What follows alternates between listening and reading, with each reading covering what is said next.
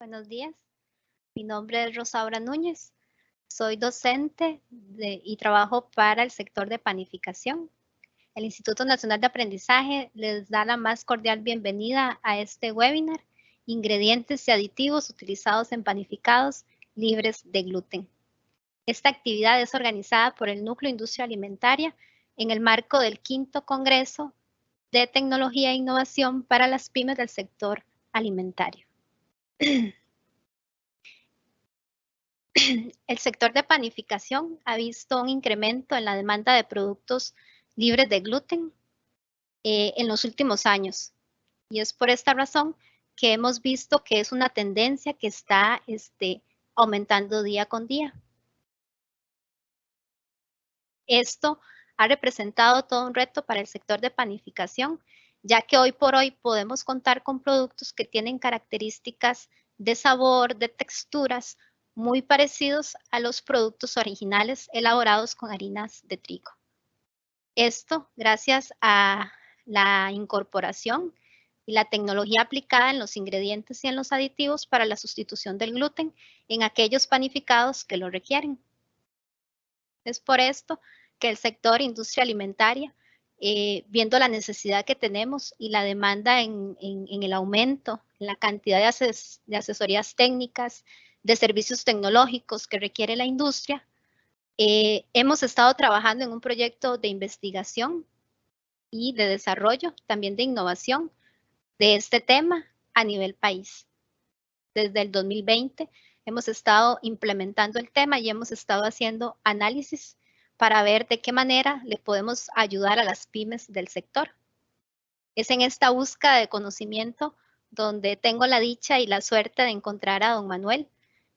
Don Manuel Gómez Pallarés, él es doctor en ingeniería agronómica. También está trabajando actualmente en la Escuela Técnica Superior de Ingenierías Agrarias como profesor en Valladolid, esto es en España. También es coordinador del grupo de investigadores de Innograin. Ellos son un grupo de investigadores que están publicando constantemente hallazgos y temas de interés en un blog que mantienen en su página web.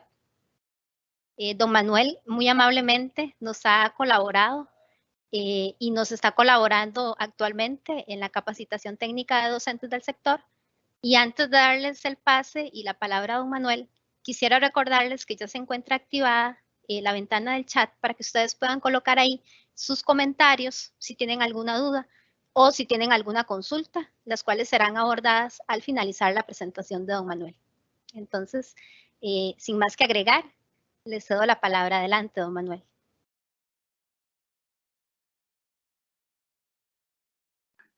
Muchas gracias, Rosaura. Bueno, lo primero es agradecer a los organizadores por haberme invitado. Me hubiera gustado que hubiera sido otro año y haber podido estar presente, que todo lo que digo de Costa Rica es maravilloso, pero todavía no tengo el placer de conocer el país. Pero bueno, es una muy buena oportunidad para compartir estos conocimientos y este trabajo que venimos haciendo. Entonces, voy a pasar a compartir la presentación, voy a ofrecer.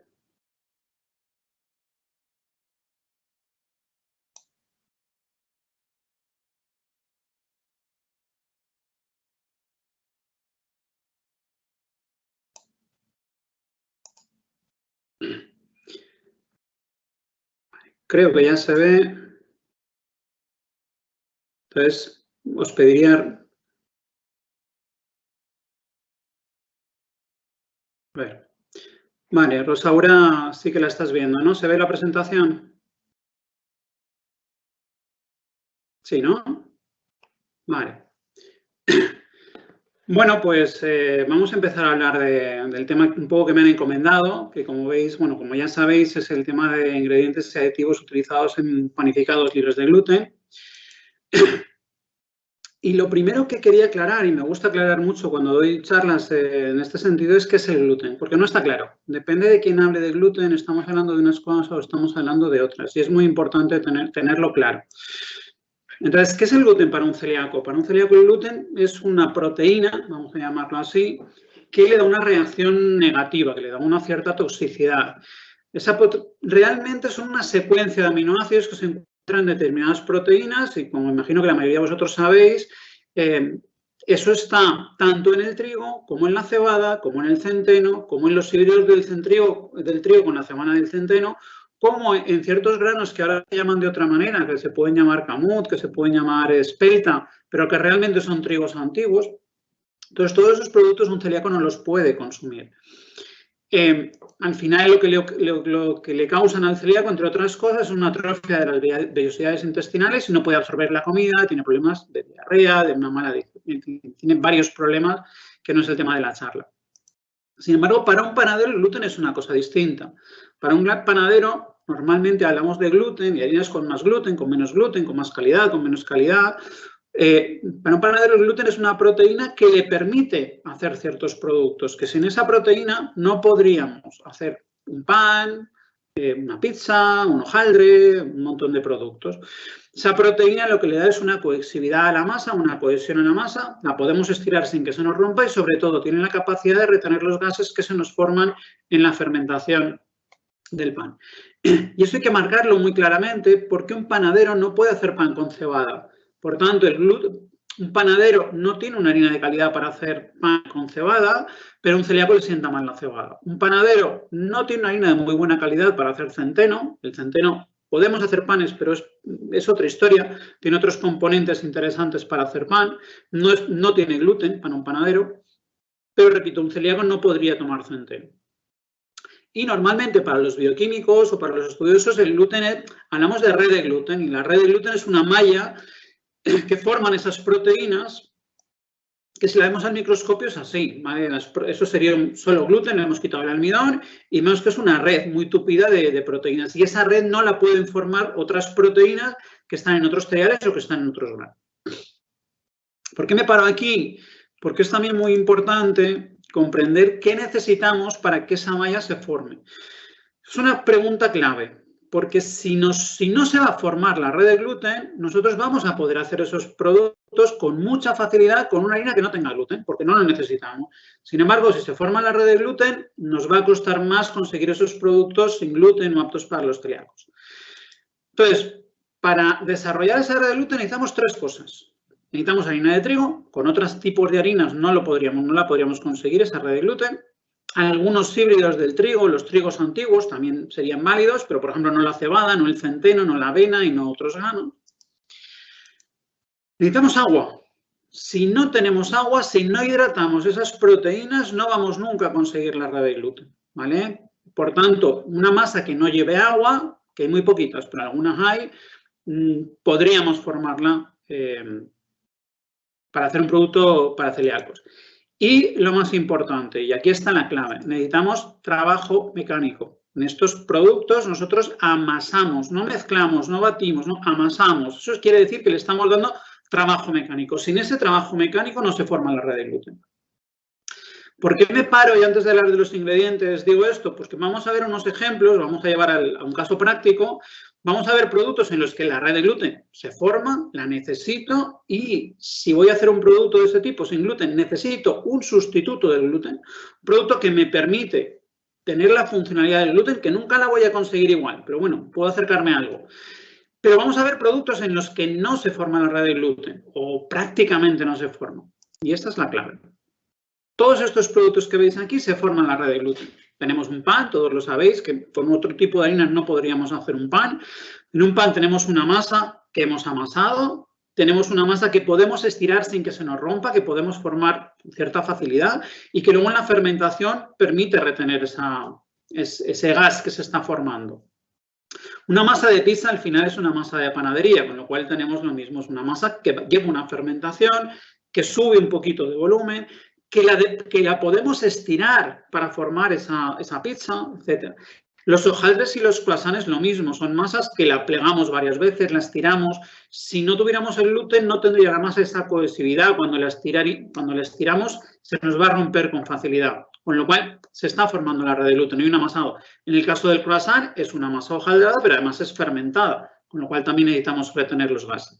Y en el caso de la galleta María, que he puesto aquí un poco de ejemplo, es un caso raro dentro de las galletas. Y es que es una galleta que lleva menos azúcar y menos grasa que otras galletas, lleva bastante más agua y sí que se amasa, con lo cual la red de gluten se forma. A los galleteros no les gusta que se forme la red de gluten, quieren un gluten muy flojito, tener un gluten fuerte les da problema.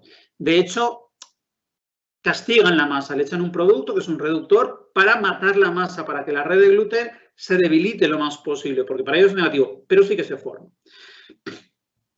Vamos a ver otros productos, y yo creo que aquí esto es lo interesante. Y en todos estos productos la red de gluten no se forma. Es decir, nos va a ser bastante sencillo hacer estos productos sin gluten. Ahí veis una magdalena, un bizcocho, un cake de los ingleses, ¿vale? Que si lo conocéis, lo habéis hecho, es muy probable que lo hayáis hecho vosotros, lo que tenemos es una masa muy líquida. Hablamos de batir la masa, no hablamos de amasar. Cuando las palas amasadoras se mueven, no encuentran resistencia porque es una masa muy líquida. Por tanto, no se forma la red de gluten, ¿vale? Esto tiene un poquito de truco que ahora lo explicaré, pero vamos a pensar que no se forma la red de gluten. Luego explicaré cómo empezamos nosotros a trabajar en el mundo sin gluten y veréis por qué os comento esto. Tenemos una crepe, ¿vale? Un producto típico francés, pero bueno, ya se hacen en todo el mundo, que si lo habéis hecho es una masa muy líquida también. Tenemos un gofre, que es una masa muy líquida. Tenemos unas pastas de té, que también son masas muy líquidas, que ese tipo de galletas se hacen con una manga pastelera. Tenemos unos barquillos, ¿vale? Unas obleas, que también es una masa muy, muy, muy líquida. En todos estos casos, al no tener resistencia a las palas, no se forma la red de gluten. He dicho antes que tiene un pequeño truco. Si hacéis una magdalena con una harina sin gluten, os puede salir, podéis conseguir el volumen, podéis conseguir una forma perfecta, que luego lo veremos, pero suelen tener un problema y es que se desmigan un poco más de la cuenta, se deshacen con mucha facilidad. Eso es el poquito gluten que se forma, ¿vale? Luego os daré un consejo si las queréis hacer. Tenemos otra manera de pegar que no nos hace falta que sea gluten ni un aditivo ni nada, ¿vale? Tenemos un rebozado, en este caso son unos calamares rebozados. El rebozado en casa, si rebozáis cosas en casa, sabéis que lo pasamos por huevo, por algún producto que nos sirve de colante y luego lo pasamos por harina, pero una harina que no la humedecemos, no la trabajamos, no hacemos nada. Con una harina sin gluten podríamos hacerlo perfectamente. En la industria normalmente se hace un batido, ¿vale? Lo mezclamos con agua, lo batimos, sumergimos el producto para que coja el líquido y luego lo freímos. Al ser batido, al ser muy líquido, no habría ningún problema. A su lado tenemos unas galletas. Unas galletas, como puede haber muchas, podría haber puesto, por decir una marca que todos conocemos, las Oreo, por ejemplo. Este tipo de galletas tienen mucha grasa, tienen mucho azúcar, tienen muy poquita agua en su composición. Y de hecho los galleteros, a ver, necesitamos mezclar los ingredientes, pero en la industria galletera se le trabaja muy poco la masa. Lo metemos en una especie de amasadora, pero le damos una vuelta, 2 vueltas para mezclarlo. ¿Por qué? Porque no queremos dar trabajo, no queremos que se forme la red de gluten. Si coméis este tipo de galletas, veréis que en la boca se deshacen, o sea, se rompen con mucha facilidad. Si tomamos unas galletas María, como las que os he puesto antes, nos hacen bola en la boca. Es una textura completamente distinta. Por tanto, estos productos los podemos hacer muy bien sin un sustituto del gluten. Y luego tenemos 2 productos que entiendo que también conocéis. Uno son los churros, un producto español que hemos exportado a todo el mundo. Y otros son estas masas, los franceses les llaman éclair, que son masas escaldadas. En los 2 casos se ha echado agua hirviendo sobre la harina. Cuando echamos agua hirviendo, desnaturalizamos las proteínas. Es decir, rompemos la capacidad de las proteínas del trigo de formar esa red de gluten, con lo cual no se forma, ¿vale? Y por tanto, podemos hacer estos productos tranquilamente sin complicarnos mucho la vida. Entonces, a partir de ahora, voy a hablar fundamentalmente del pan, que es el producto más complejo, pero bueno, pondré algún ejemplo de galletas y de bizcochos y lo hablaremos, pero que tengáis claro que me voy a centrar sobre todo en el pan. Bueno, ¿de qué partimos? Pues el pan de trigo ha existido toda la vida, los panes sin gluten hace relativamente poco tiempo que están en el mercado. Yo creo que a nivel mundial hará como 50 años y realmente la explosión y las mejoras y todo el cambio han sido en los últimos 20, 15 años donde se ha notado más. Y en los últimos 10 años todavía mucho más. Ha habido una mejora tremenda. Luego hablaremos un poquito de por qué ha habido estos movimientos. Entonces, al principio, lo que había eran productos hechos prácticamente con un almidón, que solía ser almidón de maíz, y con un sustituto del gluten. Y ya está, 2 productos. Productos de muy mala calidad, pero el pobre celíaco no podía conseguir otra cosa, pues por lo menos tenía productos. Entonces, vamos a ver un poquito cómo ha evolucionado y qué necesitamos para hacer un pan sin gluten. Hemos dicho almidón, ¿vale? Efectivamente, la harina de trigo, por mucha importancia que le queramos dar al gluten, mayoritariamente lo que está compuesta por almidón. Por tanto, necesitamos el almidón. El almidón es fundamental para generar la masa, es fundamental para generar azúcares para la fermentación, en el caso de la harina de trigo. Ahora veremos que en los productos sin gluten tenemos un problema y no podemos. Y es fundamental cuando gelatiniza para crear la estructura que da lugar al amido, ¿vale?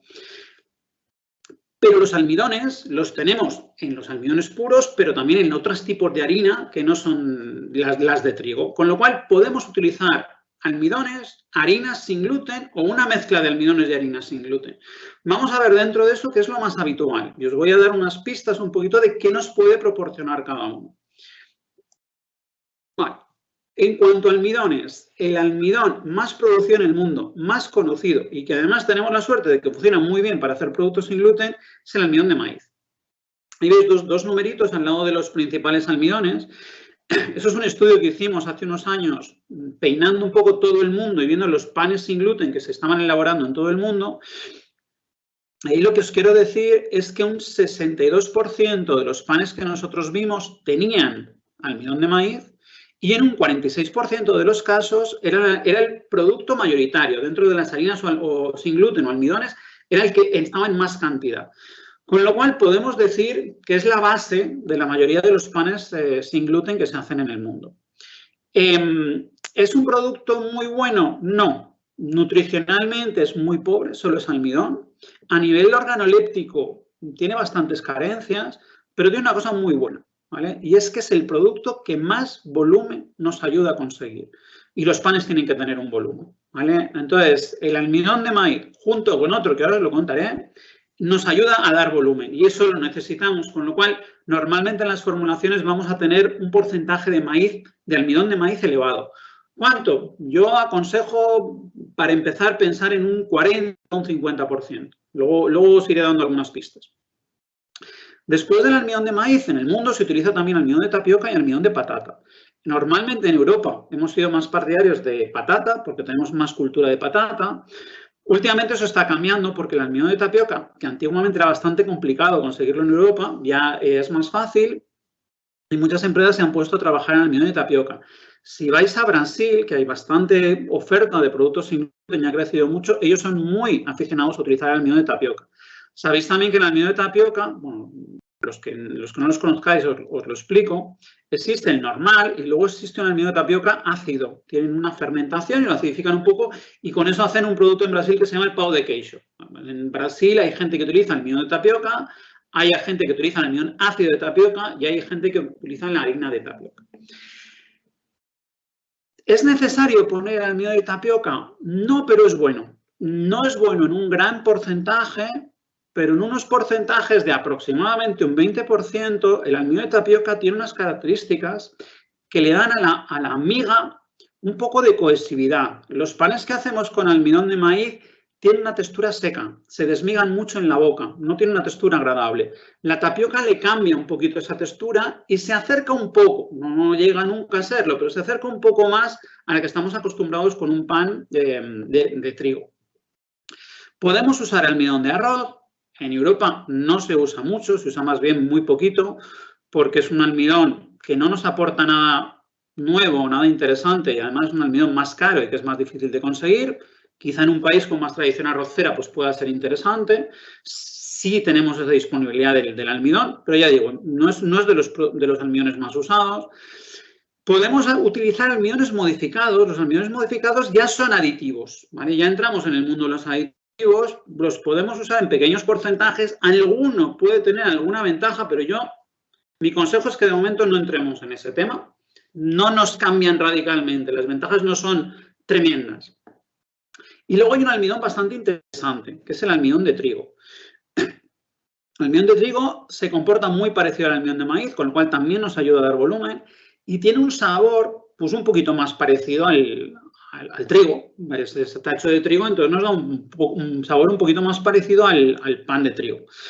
Tiene dos problemas, diría yo. Uno, que se conoce menos que el del maíz. No tenemos tanta disponibilidad de almidón de trigo.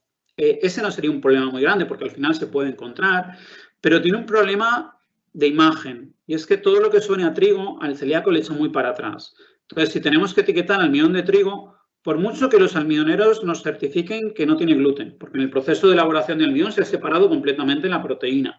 Ellos además lo miden y lo certifican. Es un producto seguro. En ciertos países nórdicos, en Europa, hay productos para celíacos con almidón de trigo, no hay ningún problema. En España, que es lo que yo más conozco, los celíacos, las asociaciones de celíacos lo tenían un poco vetado, pero ya se han dado cuenta de que puede ser interesante. Pero eso no quita para que un consumidor celíaco, cuando ve la palabra trigo, se asusta un poco y desconfíe. Entonces, yo creo que a futuro es un almidón que se usará un poquito más en la elaboración de productos sin gluten, pero ahora es complicado. A no ser que tengamos un consumidor concienciado y que conozca esas diferencias, puede ser un poquito complicado. ¿Qué podemos? En harina sin gluten, ¿qué es lo que podemos poner? Pues el rey es la harina de arroz, ¿vale? ¿Por qué? Porque es un producto bastante conocido en todo el mundo, sobre todo en Asia, pero bueno, luego hay países, no conozco Costa Rica, pero por ejemplo Cuba tiene una cultura arrocera, Brasil tiene una cultura arrocera, y luego los fabricantes de arroz entero, en el proceso se les parten granos y esos granos partidos es un subproducto que pueden aprovechar las industrias que hacen harina sin gluten de una manera bastante cómoda porque ya lo tienen limpio, le han quitado el salvado, etcétera. Entonces se pueden conseguir harinas con mucha facilidad. En el mundo, un 30% de los productos sin gluten tienen harina de arroz y en un 7% de los casos es el ingrediente mayoritario, esa harina de arroz. Luego veremos que tiene su truco. Podemos utilizar harina de maíz. Se utiliza muy poquito, ¿vale? ¿Por qué? Porque tiene un sabor muy marcado y sobre todo en muchos países el maíz es amarillo y le da un color muy particular a los productos que no es el del trigo. Sin embargo, muchos de vosotros sabéis que maíces hay de muchos colores y hay maíz blanco, que se pueden obtener harinas blancas que son mucho más parecidas a las de trigo. Nosotros la harina de maíz la recomendamos, luego os diré para qué, no es en el caso del pan, pero hay algún producto en el que la harina de maíz obtiene muy buenos resultados a nivel organoléptico. Básicamente, esas son las harinas sin gluten que se están utilizando. ¿Qué ocurre? Esto hay que contarlo bien, hay una fiebre un poco, por un lado, alabando excesivamente las dietas sin gluten y por otro lado la réplica contraataca y dice que los productos sin gluten son menos sanos. Todo esto viene porque ciertas celebridades han animado a la gente a seguir dietas sin gluten, sin mucho sentido en la mayoría de los casos. En Estados Unidos y en algunos países la situación empieza a ser preocupante por el altísimo número de gente que toma productos sin gluten y los gobiernos se han preocupado por eso. Por los gobiernos, los fabricantes de harina de trigo se han preocupado, entonces han empezado a lanzarse campañas de que los productos sin gluten nutricionalmente son peores que los con gluten. Eso en parte es verdad, pero no es una cosa radical. A raíz de todas estas campañas se han puesto de moda otras harinas que podemos tener las integrales, ¿vale? Y que son un poquito más ricas que las de arroz o de maíz, tienen algo más de proteína, tienen ciertos componentes. Entonces, en el mercado hay sorgo, no es una harina fantástica nutricionalmente, es muy parecida a la del maíz, pero tenemos mijo, tenemos tef, que igual no lo conocéis, es un cereal típico de Etiopía, muy pequeño, con lo cual todas las harinas que hacemos con tef son integrales. Tenemos el amaranto y quinoa, granos andinos, granos de Bolivia, de Perú, de Ecuador, de toda esa zona del altiplano. Tenemos el trigo sarraceno, que es un producto que aunque tenga la palabra trigo, en España también lo llamamos alforfón, los ingleses le llaman buckwheat, sigue teniendo el wheat este del trigo, pero no es ni siquiera un cereal, con lo cual está completamente libre de gluten. Podemos usar harinas de leguminosas. lo que queráis. Aquí garbanzos, somos mucho, lentejas. Los australianos utilizan los lupinus, los altramuces, llamamos en España.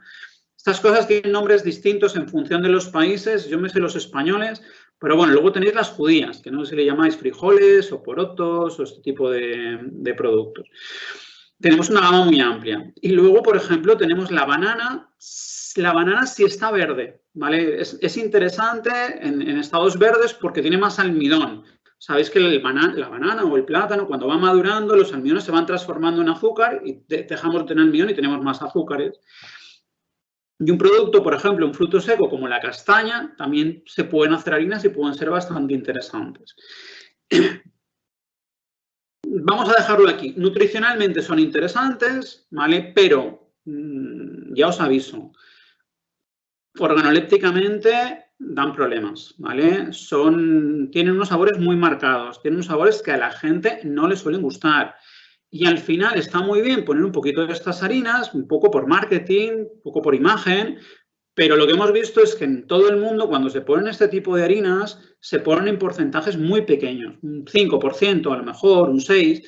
Realmente, por muy buenas que sean nutricionalmente, que tampoco es que sean tan buenísimas, si le ponemos un 5% de esas harinas, tampoco estamos aportando nada. Ya repito, es un poco tema de marketing. Aunque hay ciertos productores que sí que intentan hacer productos más cargados de estas harinas, no son los que más se venden, ¿vale? Como he dicho, el apartado organoléptico sufre con este tipo de harinas. Vale. Os he dicho muchas harinas, muchos almidones. Bueno, la clave está en mezclar cosas. Yo aquí os pongo un ejemplo, una investigación que hicimos nosotros, y veis que si ponemos almidón de maíz o almidón de trigo, tenemos mucho más volumen que la harina de arroz. Podemos decir, bueno, pues lo hacemos todo con almidón de maíz o todo con almidón de trigo. Cuando lo das a probar al consumidor, ya no está tan claro, ¿vale? Bajan las valoraciones del consumidor con harina de maíz mucho, incluso bajan con almidón de maíz, incluso bajan con almidón de trigo. ¿Y dónde estaría el punto exacto? Por aquí en medio, ¿vale? Con lo cual, la harina de arroz, aunque baja el volumen específico, mejora esa calidad organoléptica. Al final, lo que hemos encontrado en todo el mundo, los mejores fabricantes de panes sin gluten, lo que hacen es mezclar. Prima el almidón de maíz, como veis ahí. La barra negra es en los productos en los que sería mayoritario. El segundo caso sería el almidón de tapioca, y eso es consecuencia de todo el almidón de tapioca que ponen en Brasil. En el estudio que hicimos pusimos muchos panes de Brasil, pero bueno, al final son panes mayoritariamente mezclas almidón de maíz, que buscamos volumen, harina de arroz, que buscamos un poquito textura y mejora organoléptica, almidón de tapioca, que nos da un punto de cohesividad en la miga, que también mejora esa sensación de textura. Y yo os aconsejaría, cuando hacéis esta mezcla, hay algún sabor un poco raro, ¿vale? Que no estamos acostumbrados. Y es bueno matarlo. Nosotros, yo os doy un consejo. A nosotros nos gusta mucho, sé que es complicado de conseguir y más en Costa Rica. A nosotros nos gusta mucho la harina de castaña, que tiene un sabor muy fuerte, pero lo ponemos en porcentajes muy, muy, muy pequeños. Entonces, lo que hace la harina de castaña es matar los sabores raros que encontramos, pero no llega a notarse la harina de castaña. Hemos probado otras y no nos gustan. No hemos probado la de banana, que podría ser también interesante. A lo mejor allí tenéis más banana y podría ser interesante. Pero poner algo con un sabor un poquito fuerte en pequeñas cantidades para arreglar un poquito el tema ese del sabor está bien. Ahí veis en algunos países se utiliza el almidón de trigo y mucho, ¿vale? En algunos países se utiliza la harina de maíz, pero un poquito, el almidón de arroz, como os digo, el trigo sarraceno y la harina de avena, que ahora luego hablaremos un poquito de ella. Mejor harinas, mejor almidones. Ya os he dicho un poquito por qué. En principio, las harinas serían mejor nutricionalmente y mucho mejor si son integrales, pero tenemos un problema. Es muy complicado conseguir harinas integrales. En el caso del arroz, si hacemos una harina integral, se enrancia muy rápidamente, hay que estabilizarlo. Es un proceso complejo que no lo hace prácticamente la mayoría de la gente que muele arroz no lo hace. En el caso del maíz, si queremos hacer una harina integral, también tiene mucho aceite y también hay que estabilizarlo.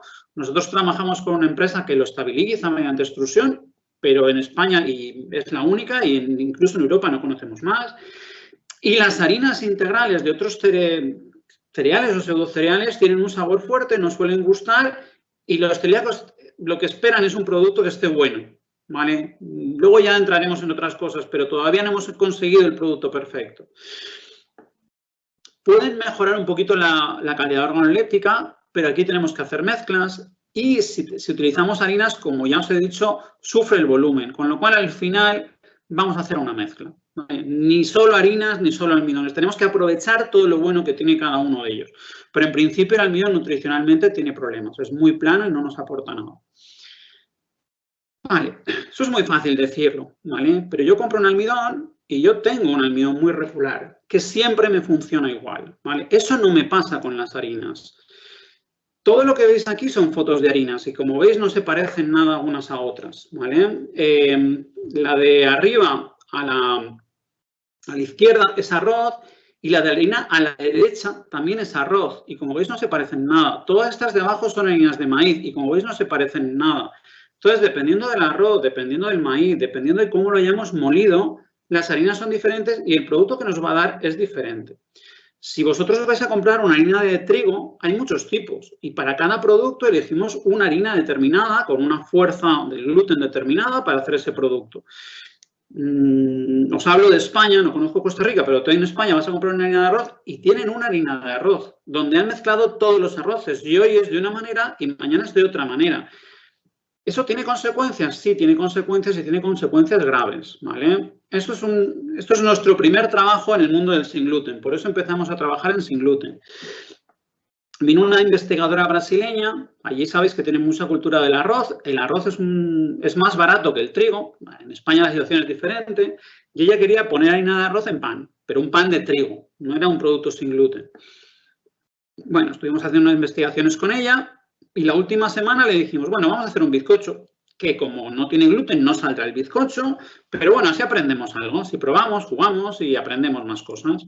Nos salió esto, que como veis se parece mucho al bizcocho, no tenía nada de trigo, no tenía nada de gluten. No nos lo explicábamos, ahora sabemos, ya hemos estudiado, sabemos que aquí no es necesario el gluten, que es lo que os he dicho antes, ¿vale? Porque no hay un amasado, no hay una fuerza. Entonces, con una harina de arroz nos puede salir un bizcocho perfecto.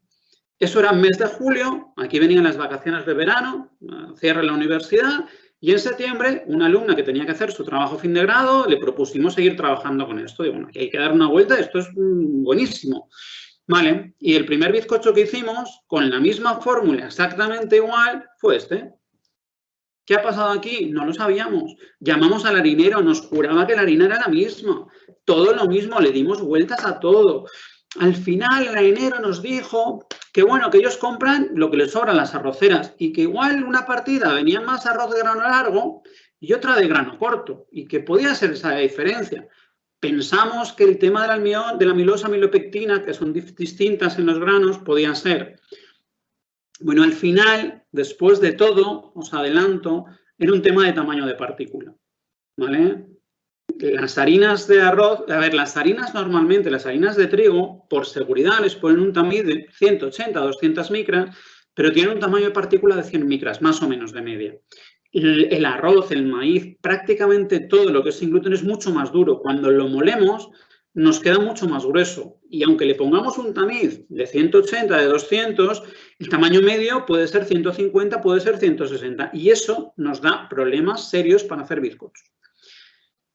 Podemos coger un tamiz, quedarnos con la parte fina y nos sale un bizcocho estupendo, o podemos moler más. También nos va a salir un buen bizcocho, pero ya cambia la cosa, porque estamos dañando el almidón si forzamos la molienda. El conocimiento de esas harinas, de qué influye en el producto final, todavía muchas veces no lo tienen los harineros y tenemos que hacérselo llegar, ¿vale? Porque eso es muy importante para poder trabajar tranquilamente y que nos salgan productos de calidad. Con los almidones no tenemos problemas, pero con las harinas podemos tener estos problemas. Voy a poner más ejemplos. Estos son galletas con la misma fórmula, pero cambiando el tamaño de partícula, ¿vale? En las galletas nos viene bien un tamaño de partícula grueso, se expandan mejor y eso es importante porque si no se expanden nos quedan duras. Pero necesitamos un porcentaje de harina fina, porque esa harina fina es la que pega el conjunto, si no la masa es muy quebradiza. Con lo cual, bueno, si no molemos mucho, no lo forzamos demasiado, tenemos algo de harina fina que siempre sale, eso nos sirve para pegar. pero que no sea muy fina. Si cogemos un tamiz y nos quedamos solo con la harina gruesa, no nos sale la galleta, porque ese poquito de harina fina también es importante. En este caso, lo he dicho antes, para galletas sin gluten, nosotros aconsejamos harina de maíz blanca. A nivel de sabor y todo eso, la experiencia que tenemos es que sale mucho mejor. En el caso de los panes, aquí tenemos lo mismo, ¿vale? De izquierda a derecha, tenemos granulometrías más finas y granulometrías más gruesas. Puede parecer que una granulometría mucho más gruesa nos da panes mejores, y es verdad. Pero en la parte de arriba tenemos un pan que tiene un poquito menos de agua de lo normal y en la parte de abajo más agua. Luego os explicaré el tema del agua, que es muy importante. Entonces, si tenemos más agua, no se notan tanto las diferencias. Y si la harina es muy gruesa, la foto puede salir muy bonita, pero luego en la boca notamos como arenilla, ¿vale? Notamos una textura granulosa, arenosa, que no es buena. Con lo que no muy fina, seguramente intermedia, y teniendo muy en cuenta la cantidad de agua que tenemos que cambiarla. Luego os comentaré por qué. Eso en cuanto a las harinas, ¿vale? En cuanto a los sustitutos del gluten, pues volvemos a estar en las mismas. Se ha utilizado la Santana parecía que era mágico y ya mucha gente no pensaba darle una vuelta a la Santana, pero hemos visto que hay cosas mejores que la Santana. Pero no hay ninguno perfecto. Entonces, bueno, tenemos la goma Santana, que actualmente se usa en un 53% de los panes sin gluten que hay en el mercado y el 25% es el sustituto del gluten mayoritario.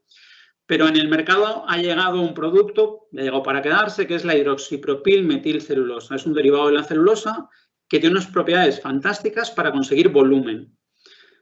Si veis ahí, el 64% de los panes sin gluten en el mundo usan HPMC y en el 39% es el mayoritario. La HPMC tiene un problema. Y es que consigue mucho volumen, pero te deja unos panes secos, muy secos. Entonces, tenemos que darle jugosidad de alguna manera. ¿Cómo le podemos dar jugosidad? Utilizando la goma Santana, pero no para que nos suba de volumen, sino para que retener agua y que el producto sea más jugoso. Entonces, al final, en el mundo, prácticamente la mayoría de los panes tienen una mezcla de HPMC y goma Santana o goma Wark, que actúa un poquito como la goma Santana. Antiguamente había empresas que mezclaban Santana y Wark porque decían que tiene un efecto sinérgico entre las dos. Y últimamente hay un producto que a nosotros nos gusta mucho, que creemos que tiene un gran potencial, que es el psyllium. No sé si lo conocéis. Psyllium es una semilla que procede de la India, de aquella zona. Y la cáscara de la semilla molida funciona como la goma Santana, muy parecida. Es un producto natural, no es un aditivo. Está demostrado que tiene un poder muy fuerte contra el estreñimiento, tiene un poder, baja el colesterol, reduce el riesgo de enfermedades cardiovasculares, tiene acción contra algunos tipos de cáncer, es decir, nutricionalmente es muy bueno, no es un aditivo, con lo cual es otra ventaja, tiene un sabor que a nosotros en principio nos gusta, entonces nosotros solemos trabajar con mezclas de HPMC y psyllium. Si vais al mundo del HPMC, lo normal es hablar de HPMC. Cuidado, HPMC hay muchos, ¿vale? Porque pueden tener más grupos hidroxipropil, más grupos metil, ser más largos, ser más cortos. Entonces, hombre, si vais a un proveedor de HPMC, él ya sabe el que funciona para productos sin gluten, ¿vale? Que es el que mejor funciona, el que se suele utilizar, es uno muy concreto, que es el 4KM o MK, no me acuerdo. Pero bueno, los fabricantes Dow Chemical o Rettenmeier, que son los fabricantes mayoritarios, ya lo conocen bien y saben que para un producto sin gluten es el que os tienen que proporcionar. Vale, aquí lo que tenemos que buscar es volumen, nos lo va a dar el HPMC, jugosidad nos lo van a dar más la Santana y el psyllium. Si queremos bajar el índice glicémico, es interesante el psyllium, ¿vale? Nos baja un poquito el índice glicémico de los productos y luego, bueno, va a depender también del tipo de productos. Repito, bizcochos, galletas, todas esas cosas, no lo necesitamos. En los bizcochos podemos ponerlo, pero podemos ponerlo, a ver, estos productos van en un porcentaje de un 2% sobre el peso de harinas y almidones, podemos subir a un 4%. En el caso de un bizcocho le vamos a poner un 0,2, un 0,5, muy poquito, ¿vale? No lo he dicho antes, lo voy a decir ahora. Si hacemos un bizcocho sin gluten y se nos desmorona, se nos desquebraja, se nos rompe con facilidad, tenemos un pegamento fantástico, que es el huevo, ¿vale? Sobre todo la clara de huevo. Subiendo un poquito clara de huevo, conseguimos bizcochos más cohesivos. Si la subimos mucho, malo, porque el huevo gelatiniza y se pone muy duro el producto.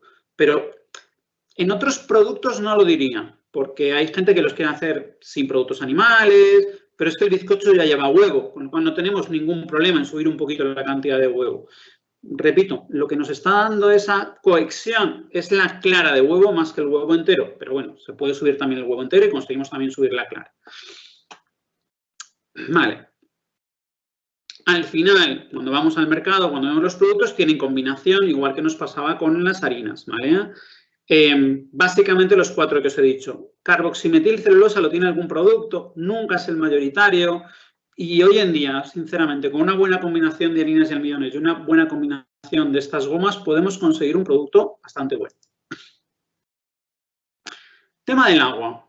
Normalmente, cuando hacemos panes, queremos unas masas cohesivas, unas masas que le demos la forma y aguanten esa forma. Bueno, pues cuando vamos al mundo de los panes sin gluten, sabemos que cuanto más líquida es la masa, más volumen obtenemos con los panes. Eso es un problema, porque si tenemos una masa muy líquida no podemos hacer una forma que nos aguante. Solución, pan de molde. Lo metemos dentro de un molde, el molde nos aguanta la forma y tal. Si queremos bajar la cantidad de agua para conseguir una pieza que la podamos poner ahí y aguante, vamos a perder volumen, ¿vale? No nos va a quedar otro remedio. Dicho esto, dependiendo de la fórmula, la cantidad de agua que tenemos que ponerla es mucha más o es mucha menos. Aquí os pongo un ejemplo. Esto es una investigación que hicimos nosotros poniéndole mucha proteína, ¿vale? El control, esto es un pan hecho básicamente con almidón de maíz y con HPMC, que es el que mayor volumen tiene con mucha diferencia. No es el mejor organolépticamente, pero da muchísimo volumen. Y veis que la cantidad óptima de agua pues estaría por un 90%, más o menos. Entonces, si tenemos menos agua, baja, baja, baja, y si nos pasamos de agua, no aguanta y se nos cae en la fermentación el pan. Con lo cual lo tendríamos en un 80%.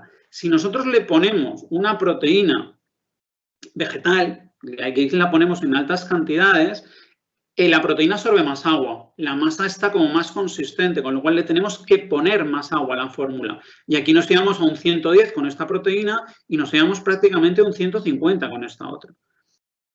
Si le ponemos proteína de huevo, ¿vale?, que es soluble y no hace que las masas se enfríen, incrementen la consistencia, tenemos porcentajes de agua inferiores. Y si le ponemos proteína de suero, ¿vale?, proteína láctea, que tampoco incrementa la consistencia, tenemos esto.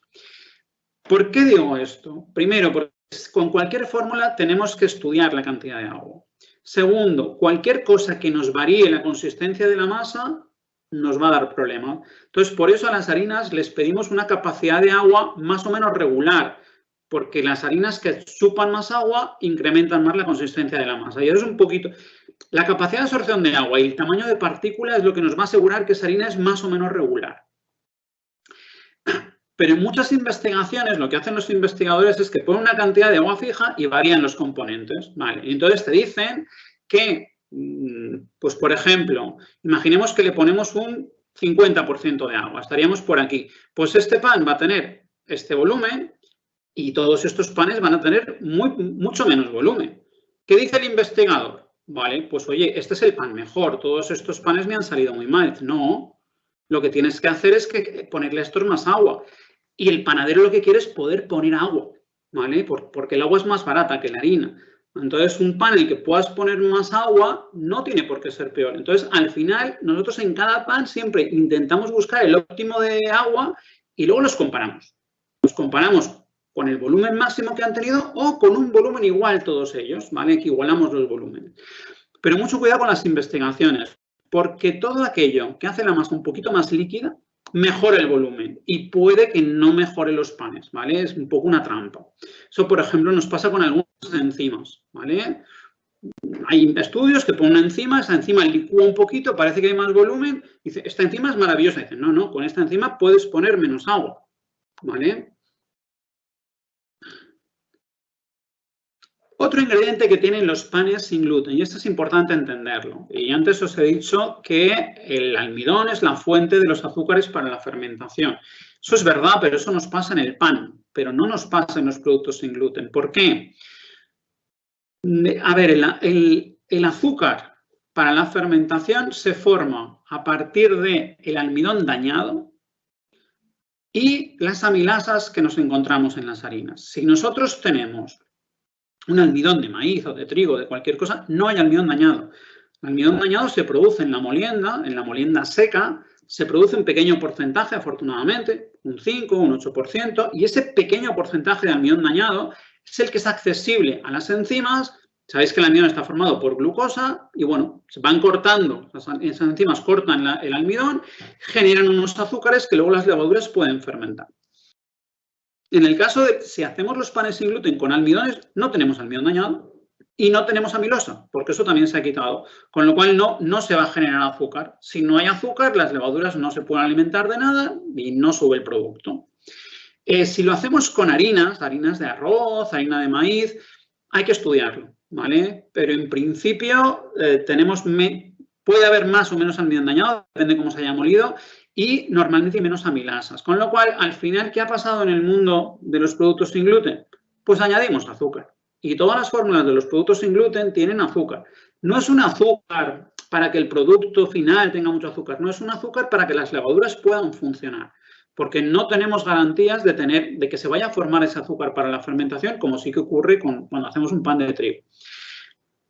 En España, cuando hacemos panes de trigo, no utilizamos azúcar, pero en muchos países le ponen también un poquito de azúcar porque acelera un poquito la fermentación, ¿vale? Es un azúcar que lo tenemos desde el principio y las levaduras pueden fermentar desde el principio. El azúcar que se genera a partir del almidón y las amilasas tarda un poquito más en empezar a producirse. ¿Qué ha ocurrido también? Y esto es importante. Con toda la moda de los productos sin gluten y de la gente que quiere tomar productos sin gluten, ha aparecido, claro, es gente que se preocupa por la salud y ver azúcares en las etiquetas no les gusta, ¿vale? Lo ven como algo negativo, ¿sabes? Que el azúcar hoy en día se ve como algo negativo. Bueno, pues las empresas americanas, las empresas que están más en estos países que hay esa preocupación por estos productos y donde ha subido mucho la dieta sin gluten, lo que han hecho es, podemos usar azúcar, podemos usar glucosa, podemos usar azúcar invertido, pero queda mucho mejor en la etiqueta miel, melaza, pasta de ciruelas, jarabe de agave. Esas cosas parecen mucho más sanas. Al final lo que estamos aportando es azúcar. Es un tema más de marketing que de otra cosa, ¿vale? Pero tenemos que ser conscientes y tenemos que conocer al consumidor que tenemos. Si el azúcar puede ser algo negativo, tenemos opciones. Tenemos opciones que nos aportan lo mismo, pero pueden tener una mejor imagen cara a ciertos consumidores que están preocupados por estos temas. Repito, no ponemos muchos azúcares y mucho de ese azúcar lo consumen las levaduras, con lo cual en el producto final no están, pero en la etiqueta sí que están, ¿vale? El listado de ingredientes. Más cosas que tienen los productos sin gluten. Hemos dicho que están muy secos, ¿vale? Bueno, ¿cómo conseguimos jugosidad? Ya hemos dicho una solución, que es ponerle xantana, ponerle psyllium, que me retiene humedad. No suele ser suficiente. Tenemos una cosa maravillosa, que es el aceite. Y muchos productos, la gran mayoría de panes sin gluten que hay en el mercado, tienen aceite. Nos aporta jugosidad y nos aporta vida útil, ¿vale? Son productos que se endurecen menos si tienen aceite, precisamente porque el agua no se va yendo, no se secan tanto, etc. Aquí tenemos una cosa buena. Podemos ponerle una grasa, sería este el caso, o podemos ponerle un aceite, sería este. Los aceites, como hacen que la masa sea menos consistente, nos ayudan a ganar volumen. Y las grasas no. Con lo cual, lo mejor es un aceite vegetal, que eso también nos ayuda, porque nutricionalmente es mucho mejor un aceite vegetal que una grasa. Aquí en España tenemos mucha cultura del aceite de oliva, aunque da un sabor muy fuerte. Utilizamos aceite de girasol, que es un aceite bastante saludable, tiene muy poquitas grasas saturadas. En Costa Rica estoy convencido, pues no sé si utilizáis más aceite de soja o aceite de maíz, aceite de qué producto, pero bueno, los aceites vegetales en principio son positivos para este tipo de productos. Nutricionalmente no deben de asustarnos mucho. ¿Cuánto le pondría? Mínimo un 5, un 6% sobre el peso de la mezcla de harinas y almidones. Yo intentaría subirlo porque va ganando. Hasta un 10, 15, ya más no. Más empieza a tener una textura grasienta, ¿vale? Pero el 10% a nosotros nos da buenos resultados. Y en algunos productos también, todo lo que os digo depende mucho de la mezcla de harinas y sustitutos del gluten que estemos usando. O sea, cuando usamos un aditivo puede funcionarnos bien si lo hacemos con almidón y con HPMC, pero no nos funciona bien si lo hacemos con harina de arroz y Santana, por ejemplo, ¿vale? Entonces, bueno, hay que probarlo en cada caso. Otra cosa que nos planteamos, que bueno, vale, tenemos almidón, pero la harina de trigo tenía proteínas. ¿Yo necesito esas proteínas? Necesitar, no, pero nos vienen bien. De hecho, lo que hemos visto es que el 80% de los panes que hay en el mercado tienen proteínas de alguna manera. ¿Qué nos aportan? Hombre, nutricionalmente nos aporta algo. Los estudios que hay de productos sin gluten nos dicen que todos los productos sin gluten tienen menos proteína que los homólogos con trigo. Eso es grave, eso es importante, no tiene que asustarnos, porque los estudios también nos dicen que las dietas sin gluten no son más pobres en proteínas. Es decir, el celíaco tiene que estar tranquilo porque con el resto de cosas que consume no tiene unas deficiencias proteicas. Pero sí que es verdad que los productos tienen menos proteína. Pero la proteína también me ayuda a retener humedad. Si meto proteínas, sobre todo las vegetales, puedo poner un poquito más de agua en las masas. Y sobre todo, las reacciones de Maillard se hacen entre proteínas y azúcares. Si no tengo proteínas, los panes me salen muy blancos. Puedo forzarlo, puedo hornear a más temperatura, puedo caramelizar azúcares para conseguir ese color, pero las proteínas me ayudan también a tener un poquito de color. Con lo cual, me cambian un poquito la textura de la miga, en principio positivamente, me pueden ayudar a mejorar el color y nutricionalmente pues va a ser un pan con más proteínas, que también es interesante. Aquí el problema es qué proteínas utilizamos. Si utilizamos proteínas lácteas, me da igual que sean caseínas, que sean de suero.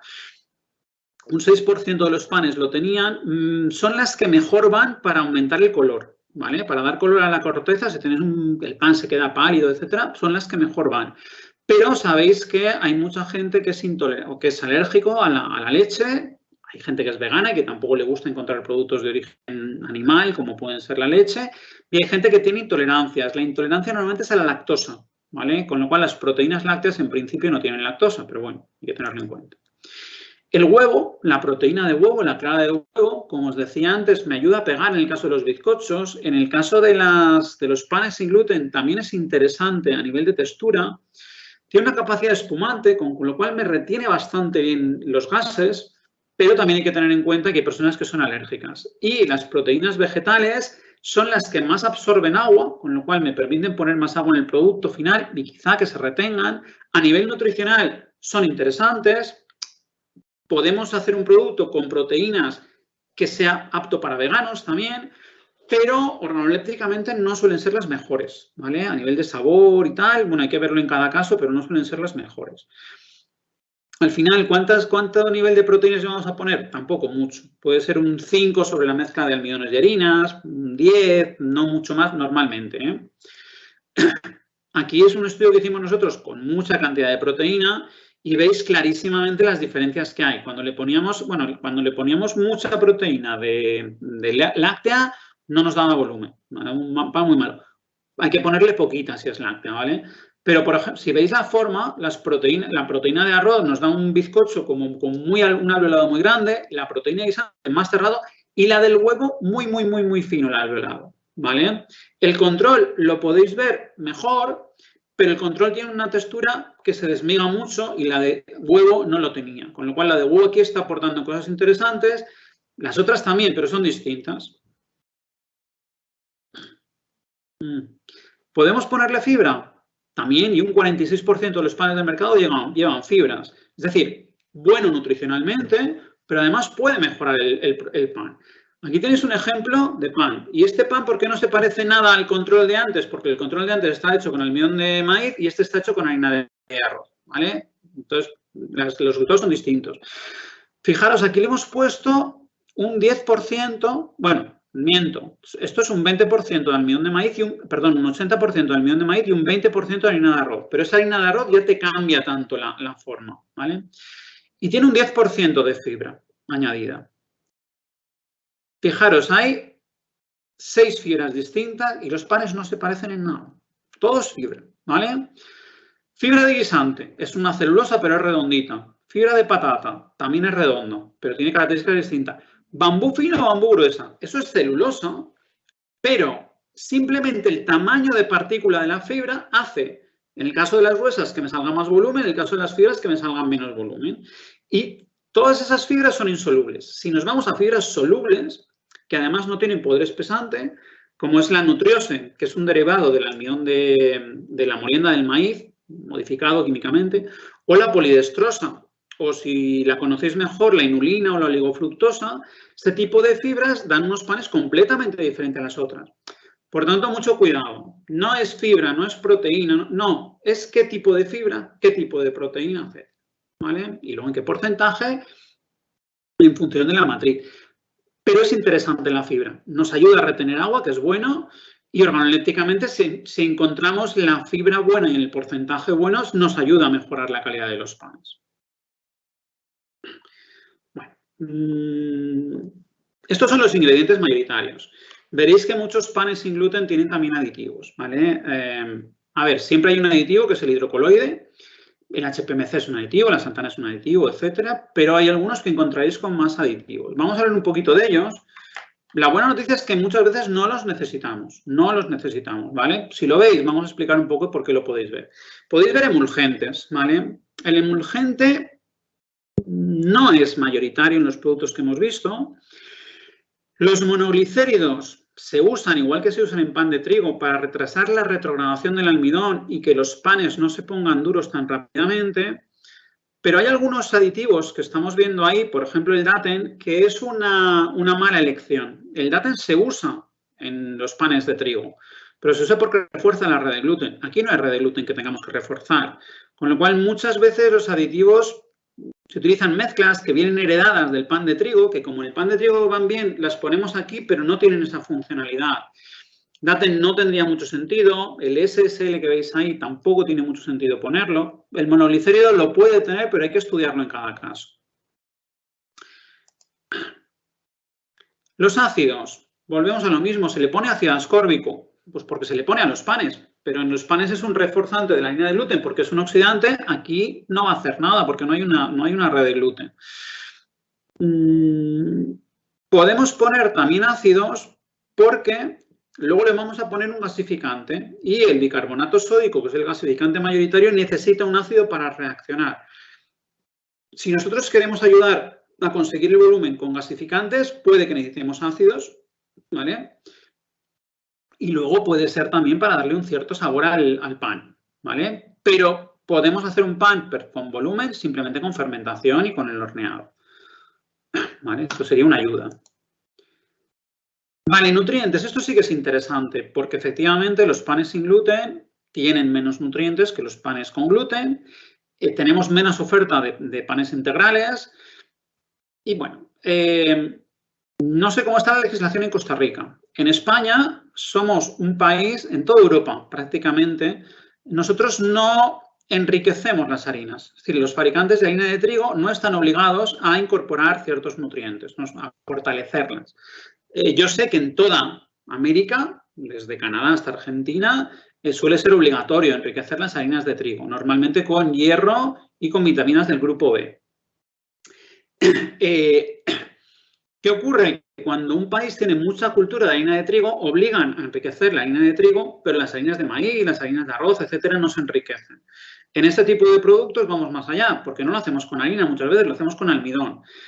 Entonces, no suele haber una obligación por ley. Repito, no conozco la legislación en Costa Rica, pero el fabricante, igual que estamos enriqueciendo las harinas, puede enriquecer sus productos, ¿vale? Y eso va en el etiquetado y tenemos un producto mejor nutricionalmente. Normalmente lo que se está poniendo es lo que nos falta un poquito al quitar los salvados de los productos. Es hierro, fundamentalmente, vitamina B y en algunos países está muy de moda poner ácido fólico. Sabéis que la mayoría de la población tomamos ácido fólico de sobra, pero sobre todo las embarazadas necesitan un aporte de ácido fólico un poquito mayor y con esto más o menos consiguen garantizar ese aporte de ácido fólico a la población. Como normalmente los panes sin gluten tienen menos rotación en el mercado, solemos hacer un pan tipo molde, solemos hacer un pan que nos dura bastante y tenemos un riesgo de desarrollo microbiano. Por tanto, le vamos a poner algún conservante. Eso es muy, muy, muy habitual en los panes sin gluten. Sabéis que los conservantes que mayoritariamente se usan en la industria alimentaria no los podemos utilizar en un pan porque inhibirían la acción de las levaduras. La levadura también es un microorganismo y también va en contra de ella.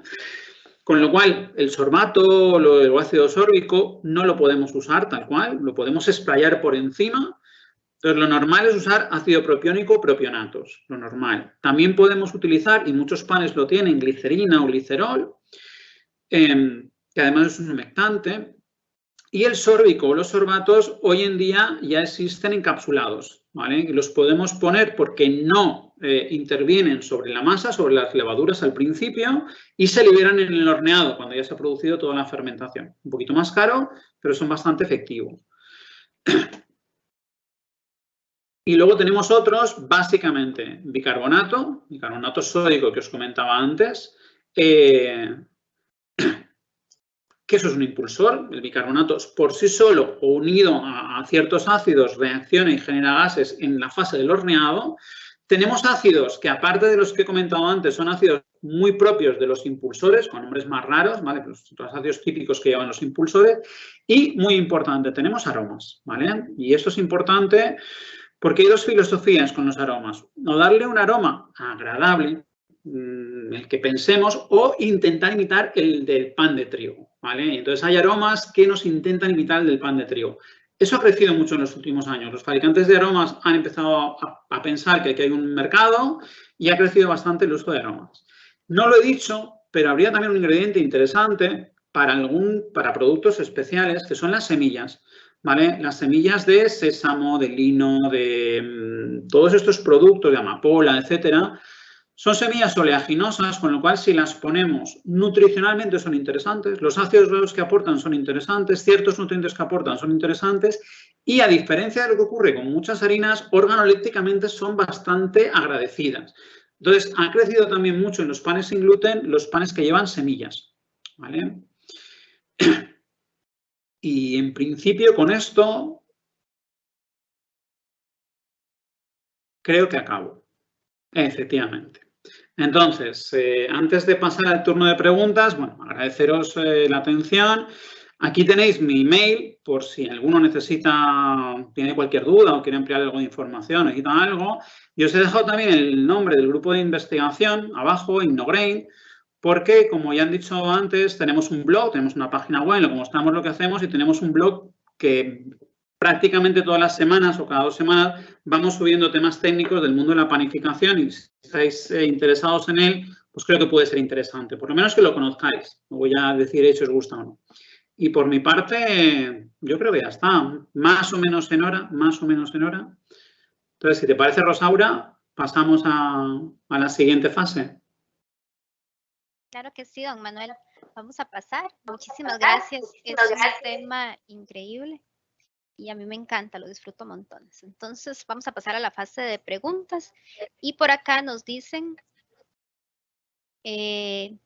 ¿cuál es el ingrediente que puedo utilizar para reducir la red de gluten? A ver, para reducir la red de gluten, en principio, si estamos hablando de trabajar con harina de trigo y lo que quiero es tener una red de gluten más floja, no es menos red de gluten, es más floja, debilitar la red de gluten, podemos trabajar. A ver, los fabricantes de galletas, María, como os he dicho antes, trabaja con metabisulfito. Lo que tenemos que hacer es un reductor, ¿vale? Un reductor. El típico en galletería es el metabisulfito. Pero, por ejemplo, si queréis hacer tortillas, la tortita de trigo, la de maíz no tiene gluten, pero la tortita de trigo tiene gluten y cuando le estiramos tiende a encoger, con lo cual lo que queremos es matarlo. Los fabricantes de tortilla lo que utilizan es cisteína, que es otro reductor, ¿vale? En el caso de las tortillas no está admitido el metabisulfito, ¿vale? Entonces se usa cisteína. Hay otra posibilidad, pero es un poquito más compleja, y es usar proteasas, que nos van a romper las proteínas. Lo que pasa es que las proteasas es un mundo, hay proteasas de muchos tipos, hay proteasas que son muy agresivas, entonces Entonces, tenemos que encontrar una proteasa que llaman exo, que solo actúa por los extremos, no actúa mucho y tiene una acción bastante rápida. Hablando con fabricantes de enzimas, creo que también en la otra formación que estáis haciendo ahora mismo hay está DSM, que es un fabricante de enzimas, y ellos os pueden aconsejar. Ya te digo, o enzimas o un reductor. Si son reductores, lo más efectivo es metabisulfito o cisteína. Hay otras técnicas, como separar una parte de la harina y calentarla para desnaturalizarla, o mezclar la harina de partida con una harina que no tenga gluten, pero bueno, eso ya es más complejo. Ok, creo que quedó bastante claro. Acá nos preguntan también, para suavizar el sabor de un pan elaborado con una harina o mezcla libre de gluten, ¿se puede utilizar un saborizante con olor y sabor a pan libre de gluten, que sea pan dulce o pan salado? A nivel de Costa Rica, él nos comenta, ¿verdad? La persona nos comenta que a nivel de Costa Rica hice la consulta en una empresa que se dedica a desarrollar aromas y sabores. Y me dicen que ellos la tienen. Lo que pasa es que no la promueven, lo cual puede ser interesante para poder ayudar al intolerante al gluten o celíaco a dirigir con mayor gusto el producto. Sí, es un poco con lo que he cerrado. Efectivamente, el mundo de los aromas ha mejorado mucho. Pensar que, a ver, antiguamente las empresas pensaban que el colectivo celíaco era muy minoritario y que no era algo en lo que tuvieran que esforzarse mucho porque no iban a vender mucho, ¿vale? Esta moda de mucha gente que ha empezado a consumir productos sin gluten ha cambiado la mentalidad, han visto que ahora ya realmente es un negocio y se están esforzando bastante. A los celíacos no les gusta mucho esto porque es verdad que esa gente que lo toma un poquito por moda, si tiene un poco de contaminación no le va a pasar nada y al celíaco sí que le puede pasar. Entonces puede que alguna empresa relaje un poco las medidas de seguridad. En España no está pasando y yo creo que no va a pasar, pero bueno, el celíaco tiene un poquito de miedo en eso. Pero es verdad que ha cambiado el panorama. Entonces las empresas de aromas están trabajando. Aroma a pan siempre se ha dicho que estaba desarrollado. Yo recuerdo de hace muchos años que hay una cadena de panificación francesa que decían que tenía un aroma a pan que lo sprayaba en las tiendas, para que en las tiendas cuando entraba el consumidor oliera mucho a pan, ¿vale? Pero no es lo mismo poner ese aroma en un ambiente que ponerlo en la masa, porque muchos de esos aromas se pueden perder en el horno, porque son componentes volátiles. Entonces, al final, a ver, las empresas de aromas tienen que vender y nos dicen que tienen la solución ideal, pero la realidad es que los panes que hay en el mercado, existiendo esos aromas, que todos sabemos que existen, yo las empresas de España sé que han trabajado mucho con las empresas de aromas y han probado muchas cosas y exactamente igual al pan no se va a notar, ¿vale? Entonces hay un tema de aromas y hay un tema de sabor que es más complicado, ¿vale? Entonces, bueno, hay que jugar con eso y podemos mejorar porque se puede mejorar de lo que hay. Pero tenemos también que ser conscientes de que en el mundo del pan nunca vamos a conseguir un pan que sea igual del de trigo. Eso lo tenemos que saber. Tenemos que hacerlo lo mejor posible para el consumidor, pero tenemos que ser conscientes de eso. Y sí, el tema de los aromas es interesante y podemos jugar. Excelente respuesta. ¿Se ha pensado, esta es otra pregunta, ¿se ha pensado en utilizar harina de avena para panificación como sustituto de la harina de trigo? Sí, y creía que lo tenía en la exposición y al final esa la he quitado y es muy interesante la pregunta. Vamos a ver, con la avena pasa un poco lo que he dicho con el almidón de trigo. La avena tradicionalmente se ha dicho que tenía gluten, que no estaba claro, nadie lo sabía. Y el celíaco es una persona bastante desconfiada en general. Entonces, si alguien le pone alguna duda a la avena es veneno, la avena es tóxico y no lo puedo tomar. Unas investigaciones hace como 10, 15 años, además eran unos investigadores españoles que dijeron que algunas variedades de avena tenían gluten y otras no tenían gluten. Y eso fue catastrófico, porque si unas tienen gluten y otras no tienen gluten y no sé cuál tiene y puede contaminarse una con otra, pues no me voy a fiar.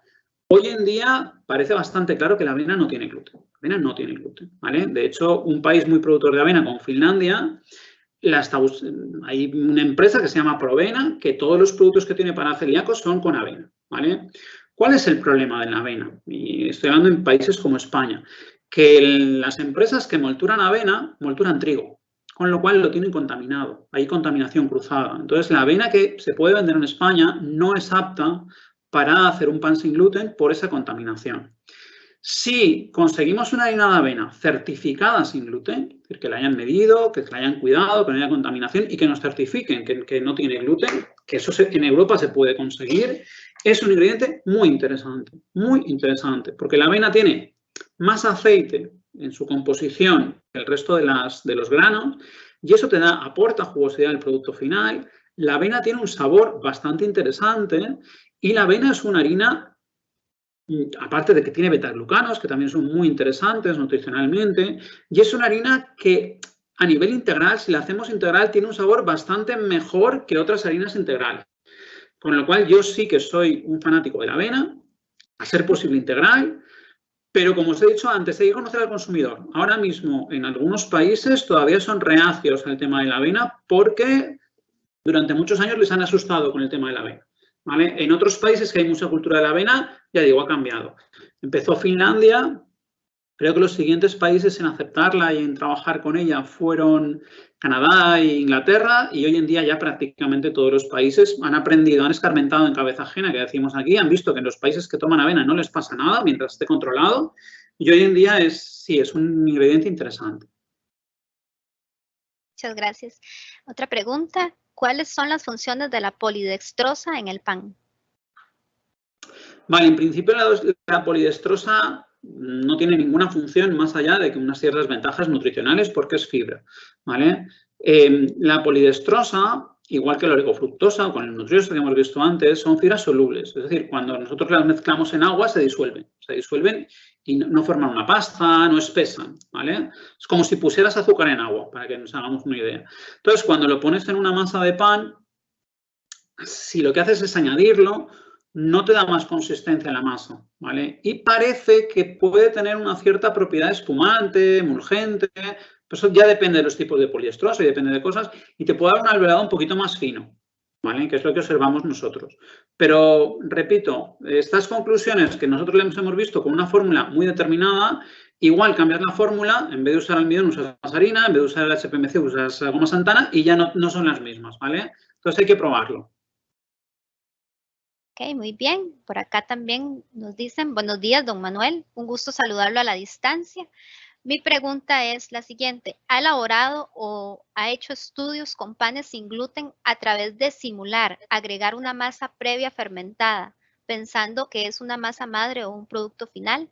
Es decir, ¿ha hecho una masa prefermentada sin gluten para agregarlo a un pan sin gluten que lleve masa madre? Esto con el fin de corregir sabores y así ver opción de tener participación en tendencia de masa madre, en este nicho de mercado.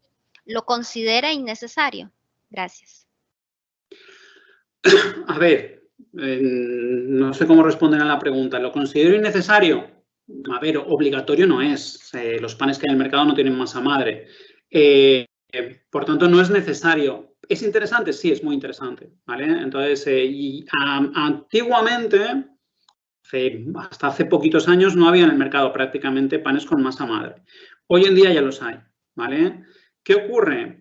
Las fermentaciones que hacemos, que son fermentaciones acidolácticas, con harinas que no son las harinas de trigo, sí que modifican el sabor final, pero no nos van a dar un sabor como el del pan del trigo, porque los nutrientes son distintos y los aromas que se generan son distintos, ¿vale? Entonces, tenemos unas ventajas nutricionales porque las masas madres nos aportan una cierta acidez, nos aportan unos componentes que están más digeridos, es decir, nos van a cambiar el pan, nos lo van a cambiar. ¿Positivo o negativamente? Va a depender de con qué hagamos la masa madre, de las condiciones en las que hagamos la masa madre, del porcentaje en que lo pongamos, pero tenerlo en cuenta, yo lo veo positivo. Los grandes fabricantes, a nivel mundial, Toshchar, por ejemplo, que es uno de los grandes fabricantes, tiene masas madre. Ya hay también masas madre, preparadas para usar. Hay una empresa que se llama Boker en Alemania, por ejemplo, que genera masas madre y luego las seca.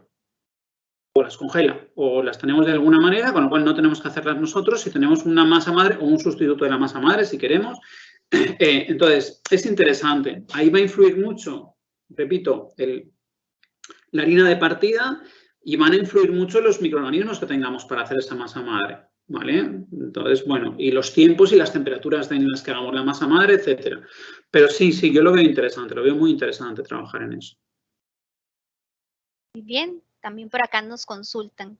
Buen día, cuando compro ingredientes como el bicarbonato de sodio o el almidón de maíz, ¿no es necesario que el empaque diga que es libre de gluten? Muchas gracias. Pues no será obligatorio por ley, pero yo me aseguraría, ¿vale? En principio, esos ingredientes no tienen por qué tener gluten, no tienen por qué tener gluten. Pero las empresas que los hacen, tampoco les cuesta mucho certificarlos con gluten. Depende del proveedor que te lo envíe y lo que te puedas fiar de él. A ver, un almidón de maíz, el maíz no tiene gluten, pero puede tener una contaminación. Por la fábrica en la que se ha hecho, por el sitio donde se ha envasado, por el sistema de transporte, etc. Entonces, es bueno que si tú estás haciendo un producto sin gluten, tus proveedores lo sepan para que extremen esos cuidados y te puedan decir algo. ¿Vale? Entonces, ya te digo, en principio sí que es verdad que no hace falta, pero y si te puedes asegurar, mejor. ¿Vale? Ok, perfecto. Por acá también nos consultan. Al ser el HPMC una metilcelulosa y conlleva una modificación sintética de un polímero natural, ¿es tolerable para el intestino? Sí, es completamente tolerable. De hecho, hay algunos estudios, bueno, ya sabéis que todos los fabricantes de ingredientes intentan estudiar a ver qué tiene bueno nutricionalmente. Hay algún estudio que dice que el HPMC tiene ventajas nutricionales para ciertas cosas. En la Unión Europea incluso hay una alegación nutricional, me parece. Es decir, no da problemas. Sí que es verdad que en ciertos foros en los que se demoniza un poco los aditivos, parece que la goma Santana están como más tolerados y el HPMC está un poquito peor visto porque hay la modificación química que comentáis. Pero bueno, lo que hemos visto es que a nivel mundial la gran mayoría de los panes tienen HPMC y que además tienen unas propiedades que no las puedes conseguir con ningún otro sustituto. A partir de aquí es una elección de cada fabricante en función de sus consumidores, pero a nivel nutricional no hay ningún problema en cuanto a tolerancias del producto. Ya sabéis que todos los aditivos además están testados, están probados y si hay algún tema de toxicidad están prohibidos. Todo lo que está en el mercado no tiene problemas.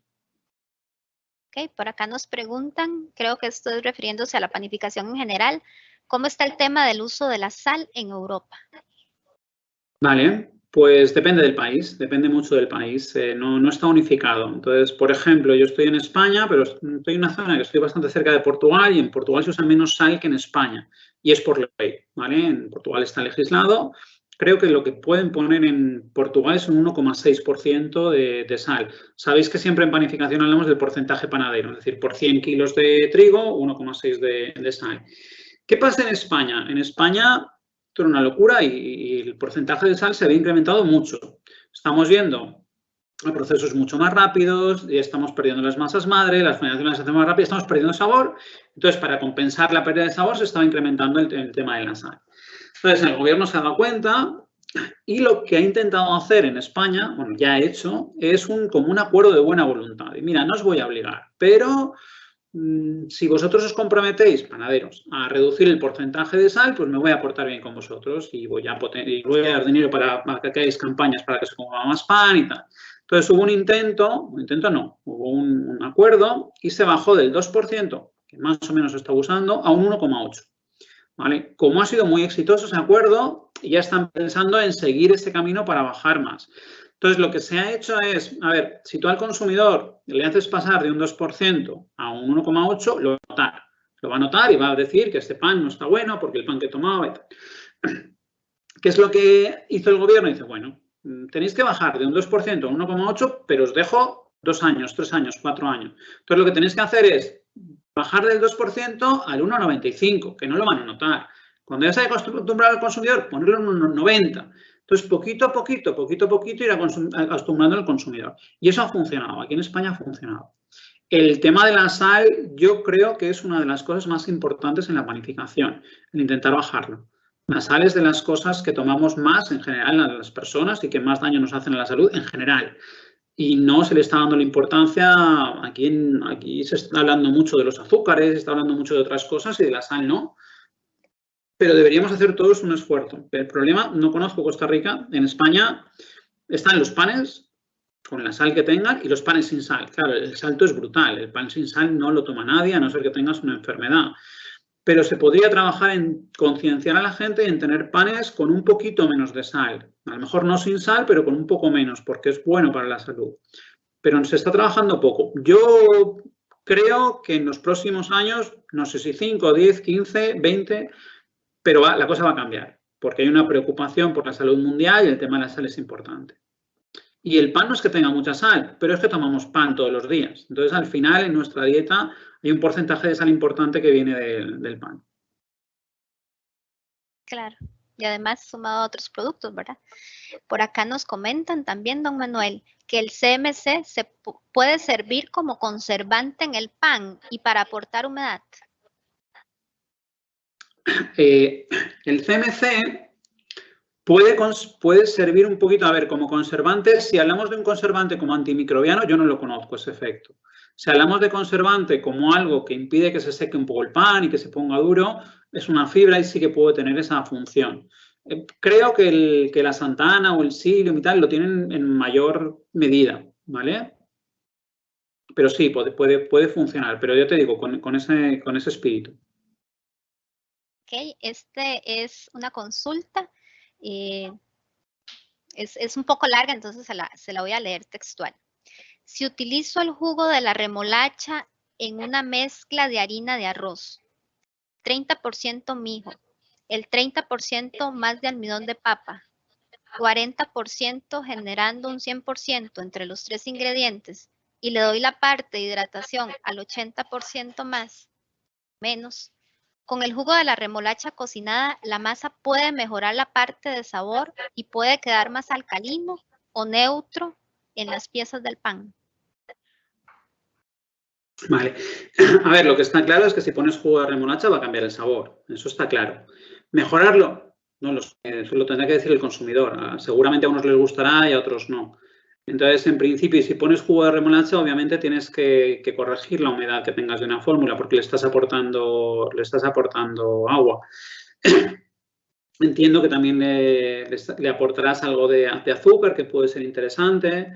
Todas estas cosas son interesantes, pero hay que probarlas y sobre todo, primero lo tenemos que probar nosotros y después lo tiene que probar el consumidor. Aquí lo importante es que el producto esté bueno. Entonces, sí puede ser interesante. Ya te digo, mejorar o no es un tema de sabor y además todos estos sabores dependen mucho de las culturas. En distintos países la gente está acostumbrada a distintos sabores y los puede percibir de una manera distinta.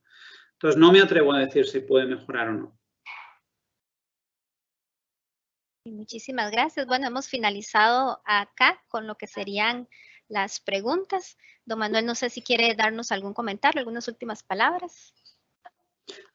No, agradeceros por invitarme, agradeceros por, además las preguntas han sido súper interesantes. Veo que la gente ya está trabajando en ello y está bastante bien documentada.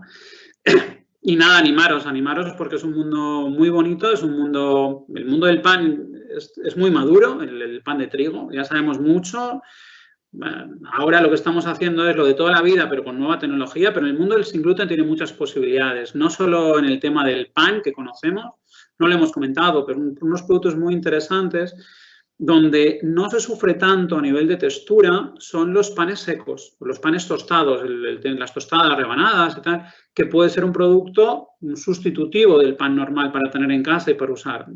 Aquí ese mundo, tenemos unos productos que llaman rosquilletas, que son unos palitos secos, tostadas en tipo rebanada de pan de molde o panecillos cortados por la mitad y secos. Aguantan mucho tiempo, porque al estar secos me aguantan mucho tiempo y se parecen más a los de trigo. Hay una gama muy grande de productos que se pueden hacer, hay cada vez más gente concienciada y luego trabajar en esto también te da una satisfacción especial, sobre todo estos años, porque ves que a gente que tiene un problema real le estás ayudando. Entonces yo creo que todo ayuda en este mundo y me alegro de que estéis interesados en estos temas y creo que es muy positivo. Excelente, don Manuel. Muchísimas gracias por su participación. A vosotros. Recordarles que si desean volver a ver la grabación de este webinar, en el chat se está habilitando un enlace en el cual pueden ver esta y el resto de los webinars que se han estado publicando durante los meses anteriores. Su opinión también es muy importante para nosotros, así es que también se encuentra en el chat habilitado un formulario para que se pueda evaluar este webinar. Para finalizar mi participación, comentarles que con este webinar estamos finalizando el 5º Congreso de Tecnología e Innovación en la Industria Alimentaria. Tenemos la presencia de la señora Iliana Leandro Gómez. Ella es jefa del Núcleo de Industria Alimentaria. Nos está acompañando para brindarnos unas palabras de cierre. Muchísimas gracias por su atención. Adelante, doña Iliana. Muy buenos días, y buenas noches a don Manuel. Muchísimas gracias por la participación. Realmente, como lo notó en cada una de las preguntas, estamos muy interesados en Costa Rica por saber, por aprender y reaprender conceptos y la aplicación de esta nueva tecnología en la parte de panificación. Así que de parte de Lina, del sector de panificación, del Núcleo de Industria Alimentaria, muchísimas gracias. Y bien, como lo dijo Rosaura, hoy terminamos el 5º Congreso de Tecnología e Innovación en el sector de la industria alimentaria. Este congreso inició en junio del presente año. Iniciamos con varios webinars. Que lo que hemos querido es impactar al sector de la industria alimentaria. Nuestro compromiso es seguir con la innovación, seguir con los nuevos diseños de capacitación y formación profesional para mejorar los procesos productivos. Y de esta forma, las personas emprendedoras, empresarias, se acerquen a Lina para mejorar esos flujos de proceso. No quiero terminar este congreso sin agradecer a la señora Cana Chenlong, docente del Núcleo de Industria Alimentaria, que fue la coordinadora de este congreso, todo el trabajo realizado a través de los diferentes webinars, donde nos sentimos satisfechos de que hemos aprendido y reaprendido de nuevo, utilizando las tecnologías como una forma de comunicarnos y de transmitir el conocimiento. Esperamos para el próximo año poder contar con nuevos espacios, con nuevos temas de impacto para que entre todos mover la economía de nuestro país. De parte del Núcleo de Industria Alimentaria, un agradecimiento a todas las personas participantes, que no se nos olvide evaluar estos procesos para que de esta forma nosotros poder crecer en el quehacer que hacemos para ustedes. De mi parte, muchísimas gracias por la participación de todos y que tengan un lindo día.